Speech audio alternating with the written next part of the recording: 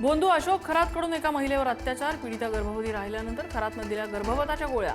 विधानसभेत निवेदन देताना मुख्यमंत्र्यांनी सांगितले बोंधू बाबा खरातचे कारनामे।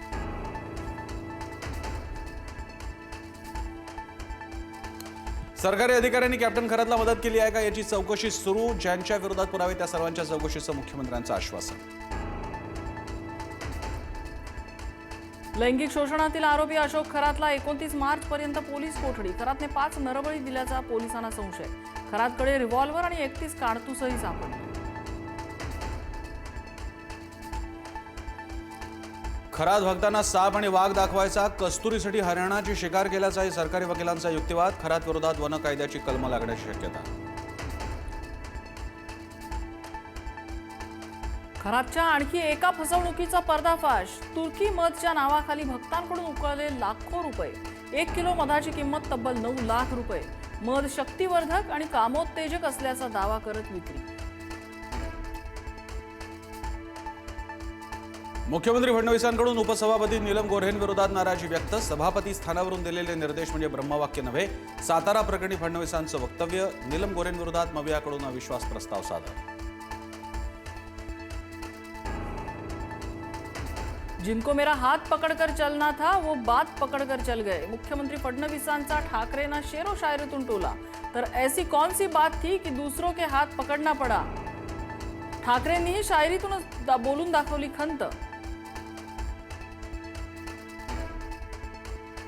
उद्धव ठाकरे विधान परिषदेतून निवृत्त। निरोपाच्या भाषणात शिंदेंकडून उद्धव ठाकरेंचा साहेब असा उल्लेख। शिंदेंकडून ठाकरेंना पुढील राजकीय वाटचालीसाठी शुभेच्छा।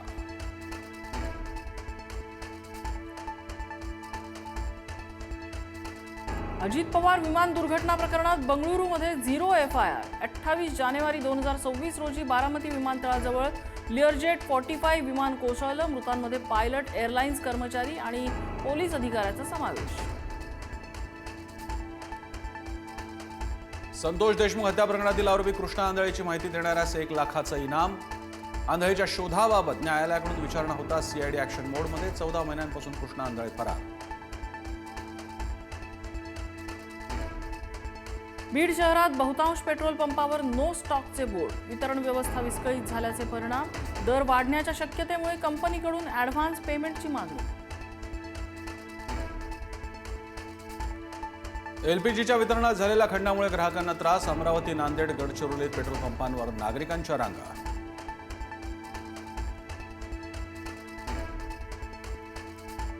पंतप्रधान नरेंद्र मोदी आणि डोनाल्ड ट्रम्प यांच्यात युद्धासंदर्भात पहिल्यांदाच चर्चा। होर्मुझ सामुद्रधुनीचा मार्ग मोकळा करण्यासंदर्भात चर्चा। होर्मुझच्या सामुद्रधुनीत जहाजांची प्रचंड गर्दी। 20,000पेक्षा जास्त खलाशी कर्मचारी सामुद्रधुनीत अडकले। महत्त्वाच्या सागरी मार्गांवर जहाजांची प्रचंड गर्दी झाल्यानं जागतिक व्यापार ठप्प। रशियाकडून युक्रेनच्या निवासी इमारतींवर क्षेपणास्त्र हल्ला। स्फोटामुळे इमारतींचं मोठ्या प्रमाणात नुकसान। युक्रेनमधल्या नागरिकांना बॉम्ब शेल्टरमध्येच राहण्याचं आवाहन।